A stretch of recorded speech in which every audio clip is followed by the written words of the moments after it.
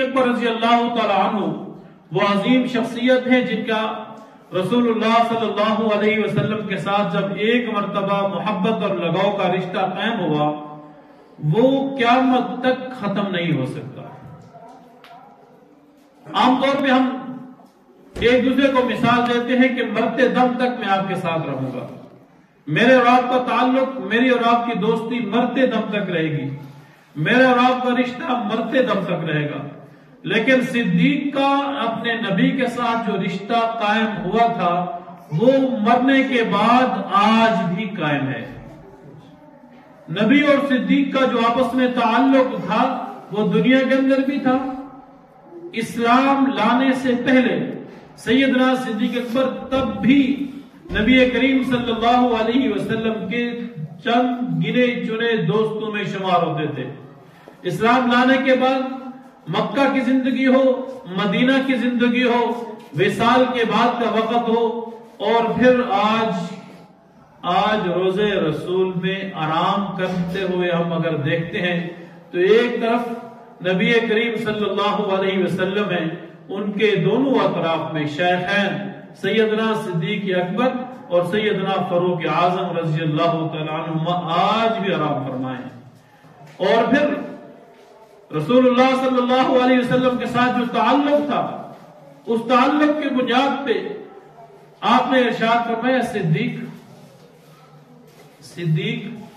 آپ جنت کے دروازے پہ ہوں گے، آپ جنت پہ دروازے پہ ہوں گے، آپ کا جس کو جی چاہے گا جنت میں داخل کریں گے، جسے چاہیں گے آپ نکال دیں گے۔ یہ وہ تعلق اور اسی محبت کی بنیاد پہ۔ اور فاروق اعظم سے کہا کہ آپ میزان پہ آپ کی ڈیوٹی ہوگی، آپ کی ذمہ داری ہوگی، جسے چاہیں گے جس کا عمل کم کر دے اور جسے چاہیں اس کا عمل زیادہ کر دے۔ کہ عثمان آپ پل صراط پر کھڑے ہو جاؤ، جسے چاہے جہنم میں دھکیل دو اور جسے چاہے اس کا ہاتھ پکڑ کے پل صراط کراس کرا دو اور وہ جنت کی طرف چلا جائے۔ اور حضرت علی رضی اللہ تعالیٰ عنہ سے کہا جائے گا اللہ کی طرف سے کہ علی آپ حوض کوثر پہ کھڑے ہو جائیں، جسے چاہیں جام بھر بھر کے پلاتے رہیں، انہیں سیراب کرتے رہیں، اور جسے چاہیں آپ پیاسا رہیں۔ معلوم ہوا کہ ان چاروں کی محبت اگر ہمارے دل میں ہوگی، سیدنا صدیق اکبر، سیدنا عمر فاروق، سیدنا عثمان غنی اور حضرت شیر خدا علی المرتضی رضی اللہ تعالیٰ، جب تک ان کی محبت ہمارے دل میں رچ بس نہیں جائے گی، ان کی محبت ہمارے ایمان کا جز نہیں بنے گی، ہم نہ یہاں کامیاب ہو سکتے ہیں نہ وہاں کامیاب ہو سکتے ہیں۔ تشریف فرما ہیں اور آپ کے دونوں اطراف میں ایک طرف سیدنا صدیق اکبر ہیں، ایک طرف سیدنا فاروق اعظم ہیں، اور فرمایا ہم ایسے ہی قبر سے اٹھائے جائیں گے، ایسے ہی قیامت کے دن کھڑے ہوں گے، روز محشر بھی ہم ایسے ہی موجود ہوں گے جیسے آج ہم مسجد نبوی میں موجود ہیں۔ یہ تعلق اور محبت کا یہ عالم تھا۔ کہا میں کہ سب سے پہلے میں اٹھایا جاؤں گا دوبارہ زندہ، اور پھر حضرت ابو بکر اور پھر حضرت عمر اٹھائے جائیں گے۔ اور ایک حدیث میں آتا ہے آپ نے ارشاد فرمایا کہ میری مٹی، حضرت صدیق اکبر کی مٹی اور حضرت عمر کی مٹی ایک ہی جگہ سے اٹھائے گی، کیونکہ حدیث میں آتا ہے کہ انسان اس جگہ پہ دفن ہوتا ہے جہاں سے اس کا خمیر ہو، جہاں سے اس کی مٹی لے کر اسے بنایا جاتا ہے۔ تو چونکہ یہ تینوں احباب سیدنا صدیق اکبر اور فاروق اعظم آقا نامدار صلی اللہ علیہ وسلم کے ساتھ قبر میں ایک ہی جگہ پہ تشریف فرمائیں، تو فرمائیں تینوں کی مٹی روضہ رسول سے لی گئی۔ اور حدیث میں آپ نے ارشاد فرمایا کہ ہر نبی کے 4 وزیر ہوتے ہیں، 2 آسمان میں اور 2 زمین میں۔ آسمان کے وزیر تو میرے 2 ہیں، حضرت جبریل اور حضرت میکائیل، اور جو دنیا کے وزیر ہیں میرے حضرت ابوبکر اور حضرت فاروق اعظم رضی اللہ تعالیٰ عنہ ہیں۔ اور ایک اور حدیث میں جس کے راوی حضرت علی رضی اللہ تعالیٰ عنہ ہیں، فرماتے ہیں کہ حضرت ابوبکر رضی اللہ تعالیٰ عنہ جنت کے بوڑھوں کے سردار ہوں گے۔ حضرت حسن کے بارے میں آیا کہ وہ جنتی جوانوں کے سردار ہوں گے، اور حضرت ابوبکر کے بارے میں آپ نے ارشاد فرمایا کہ وہ جنت کے بوڑھوں کے سردار ہوں گے سوائے انبیاء اور مرسلین کے۔ فرماتے ہیں کہ رسول اللہ صلی اللہ علیہ وسلم نے ارشاد فرمایا ابوبکر اور عمر میں تم سے محبت رکھتا ہوں، اور جو تم سے محبت رکھے گا اللہ تعالیٰ اس سے محبت کرے گا۔ صلی اللہ علیہ وسلم نے صدیق اکبر سے فرمایا، اے صدیق تجھے جنت کے 7 دروازوں سے بلایا جائے گا، جس دروازے سے تو چاہے جنت میں داخل ہو جائے گا۔ اور ایک اور روایت میں آتا ہے کہ آپ صلی اللہ علیہ وسلم سے اللہ تعالیٰ ارشاد فرمائیں گے، یا رسول اللہ صلی اللہ علیہ وسلم، آقا نامدار سے کہا جا رہا ہے اے محمد اپنی امت میں سے کسی ایسے شخص کو پیش کر تاکہ نام اعمال وہ لے کر آئے اور پھر حساب کتاب کا عمل شروع ہو جائے۔ آپ صلی اللہ علیہ وسلم صدیق اکبر کو بھیجیں گے۔ صدیق اکبر سب سے پہلے حساب کتاب لے کر جنت میں داخل ہونے والے سب سے پہلے مسلمان ہوں گے، اور ان سے کہا جائے گا اپنے نام اعمال پیش کرو۔ نام اعمال دیکھتے ہی جنت کے دروازے کھول دیے جائیں گے، پھر 7 کے 7 دروازے جس سے جی چاہے گا حضرت ابوبکر کو داخل کیا جائے گا، لیکن اس کے بعد اللہ تبارک و تعالیٰ کا جلال ٹھنڈا ہو جائے گا۔ تو سیدنا صدیق اکبر جہاں ہمارے دنیا کے اندر محسن ہیں، وہاں روز قیامت بھی ہمارے حساب احسان کرنے والوں میں سے ہوں گے۔ ہمارے اور آپ کے لیے آپ نے اسلام کے لیے اتنی قربانیاں پیش کی، اتنی قربانیاں پیش کی کہ ایک مرتبہ ایسے ہوا کہ آپ صلی اللہ علیہ وسلم نے جنگ کے لیے چندے کا اعلان کیا۔ سارے صحابہ کرام اپنے طاقت اور توفیق کے مطابق سب کچھ لے کر آگے۔ سیدنا صدیق اکبر بھی اپنا جو کچھ بھی تھا اللہ تعالیٰ کے حکم سے آپ صلی اللہ علیہ وسلم پہ قربان کر دیا۔ اور پھر ایک موقع ایسا آیا، ایک وہ موقع تھا جیسے میں نے گزشتہ جمعہ عرض کیا کہ سیدنا صدیق اکبر مکہ کے بڑے تاجروں میں شمار ہوتا تھا۔ چند گنے چنے تاجر تھے، جسے آپ کروڑ پتی کہہ لیں یا ارب پتی کہہ لیں، اس درجے کے تاجروں میں سیدنا صدیق اکبر کو شمار ہوتا۔ بڑے بزنس مین یا تو وہ تھے یا پھر اسلام کے لیے اتنا کچھ قربان کر دیا کہ ایک موقع پہ جبریل امین تشریف لائے، فرشتوں کے سردار جبریل امین تشریف لائے، انہوں نے ٹاٹ کا لباس پہنا ہوا۔ تو اللہ کے رسول نے پوچھا جبریل یہ کیا ماجرا ہے، آپ اتنا ہمیشہ خوبصورت لباس زیب تن کر کے آتے ہیں، آج یہ لباس کیوں پہن کر آئے ہیں؟ تو جبریل امین نے عرض کی یا رسول اللہ تعالیٰ نے ہمیں حکم دیا کہ دنیا کے اندر، زمین کے اندر، فرش میں صدیق اکبر نے سب کچھ اپنے دین پر لٹا دیا، اب اسے لباس پہننے کے لیے کپڑے نہیں ہیں، انہوں نے ٹاٹ کا لباس پہن لیا ہے۔ تو کیوں کو بھی حکم دیتا ہوں کہ سارے کے سارے فرشتے ٹاٹ کا لباس پہن۔ یہ سیدنا صدیق اکبر کا اثار تھا، قربانی دی، سب کچھ لٹا دیا دین کے اوپر، کچھ بھی نہیں چھوڑا۔ محبت کا یہ عالم، تعلق کا یہ عالم رسول اللہ صلی اللہ علیہ وسلم کے ساتھ۔ تو وہ لباس فرشتوں نے بھی پہن لیا، وہ ٹاٹ کا لباس۔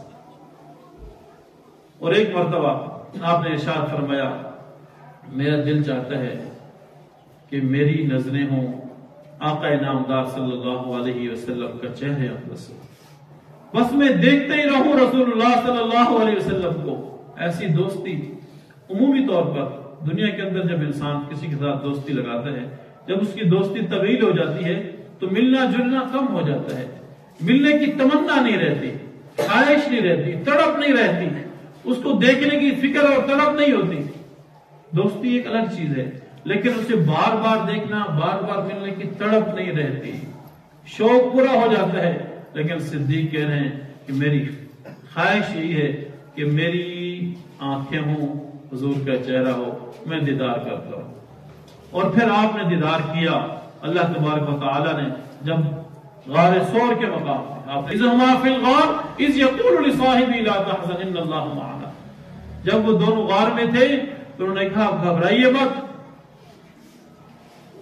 گھبرائیے کہ یہ کافر مجھے پکڑ لیں گے، مجھے مار دیں گے، ان اللہ معنا، اللہ کی مدد ہمارے ساتھ ہے، اللہ تعالی ہمیں بچائے گا۔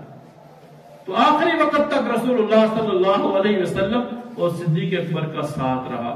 اور کافی ایسے واقعات ہیں جو صدیق اکبر اور نبی کریم صلی اللہ علیہ وسلم کی مماثلت تھی، ایک جیسے واقعات، ایک جیسے حالات، ایک جیسے عادات، ایک جیسے ادوار، اور جو نبی کی صفات تھی اللہ تبارک و تعالی نے وہ صدیق کے اندر بھی پیدا کیا۔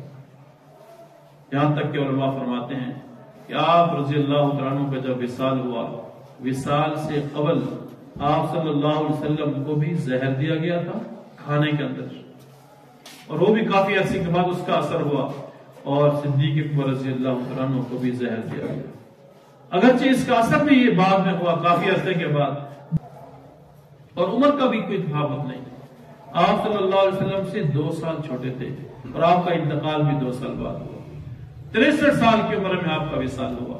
تو رسول اللہ صلی اللہ علیہ وسلم کے سب سے پہلے یار، سب سے پہلے دوست سیدنا صدیق اکبر کی محبت، عقیدت ہمارے ایمان کا جز اور ایمان کا حصہ ہونا چاہیے.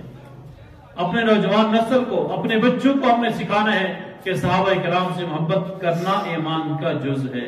صحابہ کرام اگر راستے سے ہٹا دیے جائیں تو نہ دین بچتا ہے، نہ قرآن بچتا ہے، نہ ایمان بچتا ہے، کوئی چیز باقی نہیں رہتی.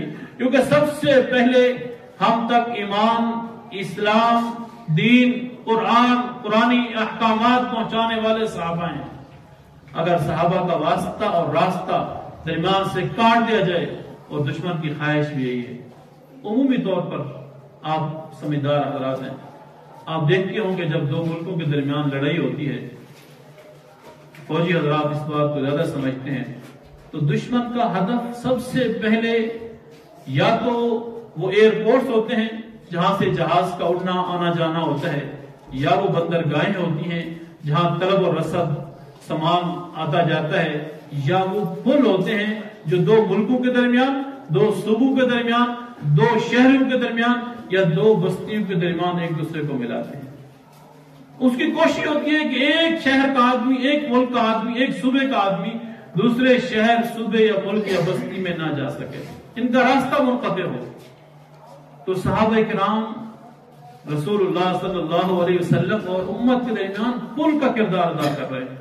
اگر خدا نخواستہ دشمن اس پل کو توڑنے میں کامیاب ہو گیا تو ہماری نسلوں کو ایمان نہیں ملے گا، ہماری نسلوں کو قرآن نہیں ملے گا. کہاں سے ملتا ہے؟ ابھی آپ سن چکے ہیں، دیکھ چکے ہیں، یہ ویڈیو بڑی عام ہو چکی ہے کہ اسلام کے اندر تحریفات، قرآن کے اندر تحریفات، باقاعدہ موبائل کے اندر اپلیکیشن ایسی موجود ہیں جس میں قرآن اپلوڈ کیا گیا اور وہاں اس قرآن کے اندر تحریفات درج، الفاظ کا رد و بدل ہے، معانی کا رد و بدل ہے. اگر اس وقت ہمارا ایمان اور اسلام محفوظ ہے تو صرف اور صرف صحابہ کرام کے صدقے. ہمیں صحابہ کرام کے دامن کو تھام کے رکھنا ہے. اور صدیق اکبر رضی اللہ تعالیٰ عنہ کی محبت اور گستاخ پر ایک آخری واقعہ، چھوٹا سا واقعہ. مدینے کے اندر حضرت عمر الرغیبی ایک بزرگ گزرے ہیں، سادہ قسم کے فقیر درویش قسم کے انسان. وہ اپنا واقعہ خود بیان کرتے ہیں. حضرت ابو العباس بن عبد الواحد اس کے راوی ہیں. فرماتے ہیں کہ ایک مرتبہ مدینے کے اندر ایک مجلس ہوئی.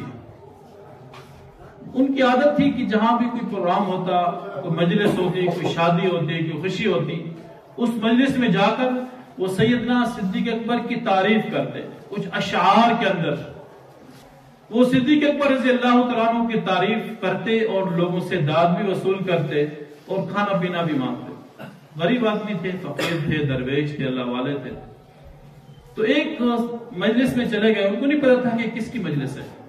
وہ صدیق کے دشمن وہاں پہ بیٹھے ہوئے اور وہاں انہوں نے کہا کہ ٹھیک ہے، ہماری مجلس ختم ہو جائے، مجلس کے بعد ہم آپ کی خدمت کرتے ہیں. حضرت عمر الرغیبی بڑا دل دہلانے والا واقعہ ہے. فرماتے ہیں کہ مجھے مجلس کے بعد اپنے گھر میں لے گئے. گھر میں لے کے اندر کمرے میں دروازہ بند کیا اور 2 آدمی مقرر کیے مجھے مارنے کے لیے. اس آدمی، بوڑھے آدمی نے، اس بوڑھے نے کہا اس کو مارو. جب مجھے خوب مارا گیا، پیٹا گیا، پھر وہ بوڑھا اس کمرے میں داخل ہوا. داخل ہو کر کہتا ہے اس کی زبان کاٹ. حضرت عمر الرغیبی فرماتے ہیں کہ میری زبان کاٹ دی. اور پھر مجھے اس بوڑھے نے کہا اب اس آدمی سے مانگو اس زبان کا صلہ جس آدمی کی تو تعریف کر رہا تھا. یعنی کہ سیدنا صدیق اکبر کا کہہ رہے ہیں کہ اس آدمی سے جا کر یہ زبان مانگو. وہ بزرگ کہتے ہیں میں پریشان ہوا اور چلتے چلتے روزے رسول پہ آ گیا، حاضری پیش کی اور اللہ سے دعا مانگی، یا اللہ تیرے صدیق کی محبت کی وجہ سے میری زبان کاٹی گئی اور میرا کوئی جرم نہیں ہے. اور روزے رسول پہ مخاطب ہو کر کہا یا رسول اللہ آپ کا دوست آپ کے ساتھ سویا ہوا ہے، اس دوست کی وجہ سے میری زبان کاٹی گئی. اگر تمہیں حق پر ہوں، سچ ہوں اور میں سچ بیان کرتا ہوں، غلط نہیں کہتا، تو میری زبان واپس لوٹا دیں۔ وہ کہتے ہیں میں پریشانی کے عالم میں، غم کے اندر تکلیف بھی تھی، درد بھی تھا، مجھے نیند آ گئی، اسی روضہ رسول کے احاطے کے اندر مجھے نیند آ گئی۔ تو کہتے ہیں کہ میں رات کو خواب دیکھتا ہوں، خواب میں محسوس ہوتا ہے کہ میری زبان واپس اسی حالت میں آ گئی، اور اسی خوشی کے اندر میری آنکھ کھل گئی، اور میں نے جیسے ہی ہاتھ لگایا میری زبان واپس آ چکی۔ حضرت عمر غیبی خود فرماتے ہیں میری زبان واپس آ گئی۔ کہتے ہیں کہ میں واپس پھر اپنا کام کرنا میں نے شروع کر دیا۔ پھر جب اس سال کے بعد اس جگہ مجلس ہوئی، پھر میں وہاں پہنچ گیا، پھر میں ان سے بھیک مانگنے لگ گیا، صدیق اکبر کی تعریف کر کے۔ اب ایک نوجوان آیا، نوجوان نے کہا اب تھوڑی دیر انتظار کرو، آپ کی ہم خدمت کرتے ہیں۔ پھر وہی واقعہ ہوا کہ مجلس ختم ہوئی، مجھے اپنے گھر میں لے گئے، گھر کے ساتھ اندر ایک اور کمرہ تھا، اس کمرے کا دروازہ کھولا اور مجھے وہاں بٹھایا۔ وہ نوجوان جیسے ہی کمرے کے اندر داخل ہوا چیخنے لگ گیا، رونے لگ گیا۔ میں نے اس سے وجہ پوچھی، کہتا میں ڈر گیا، وہی واقعہ میرے ساتھ تو نہیں ہونے والا۔ کہتا وہ نوجوان روتا جا رہا ہے، میں اسے پوچھتا ہوں کیا وجہ ہے، کیوں رو رہے ہو؟ اس نے ایک اور دروازہ کھولا، کہتے ہیں یہ دیکھو اندر کیا ہے۔ کہتے ہیں اندر میں دیکھتا ہوں ایک بندر بیٹھا ہوا ہے، اور وہ نوجوان میرے ساتھ گلے لگ کے رونے لگ گیا۔ کہتے ہیں کہ جب ہم نے پچھلے سال آپ کی زبان کاٹی تھی، اس زبان کاٹنے کے بعد میرا باپ، یہ میرا باپ ہے، کاٹنے کے بعد اس کمرے میں گیا، اس نے ایک چیخ ماری، اس چیخ کے مارنے کی وجہ سے سارے محل والے، علاقے والے جمع ہو گئے، اور جیسے ہم اس کمرے میں داخل ہوئے تو اس کی شکل بدل گئی، صدیق کے گستاخ کی شکل بدل دی گئی۔ اور کہتے ہیں کہ ہم اس لیے اللہ سے معافی بھی مانگتے ہیں، روتے بھی ہیں، ہم نے محلے والوں میں یہ مشہور کیا ہوا ہے کہ ہمارا باپ مر چکا ہے۔ پچھلے سال سے لے کر اس سال تک، یہ پورا سال ہو گیا، یہ بندر کی شکل میں ہم اسے خوراک بھی ڈالتے ہیں، کھانا بھی ڈالتے ہیں، لیکن اس کمرے میں ہم باہر نہیں آتے۔ تو اللہ تعالیٰ قادر مطلق ہیں۔ اگر ہم صحابہ کرام سے دشمنی کریں گے تو صحابہ کرام کا دفاع کرنے والے جانور بھی آ سکتے ہیں۔ افریقہ کے جنگلات کا واقعہ آپ نے سنا کہ جب صحابہ کرام وہاں پہ گئے، انہوں نے ایک ہی بات کی کہ ہم رسول اللہ کے غلام ہیں، اے جنگل کے درندوں راستہ چھوڑ دو، ہمیں رہنے دو رات کو۔ تو کہتے ہیں یہ واقعہ حقیقت حدیث میں مذکور ہے، تو کہتے ہیں کہ وہاں جنگل کے درندے اپنے بچوں کو منہ میں لے کر اور نکل پڑے وہاں سے۔ آج ہمارے اندر بھی ہو سکتی ہے، اگر آج ہم صحابہ کرام کی محبت کریں، صحابہ کرام کا دفاع کریں، اللہ تعالیٰ ہمارے اوپر بھی انعامات کی بارش برسا سکتے ہیں۔ اللہ تعالیٰ سے دعا ہے کہ اللہ تعالیٰ صدیق اکبر رضی اللہ تعالیٰ عنہ کے فضل ہم سب کے گناہوں کو بھی معاف فرمائے۔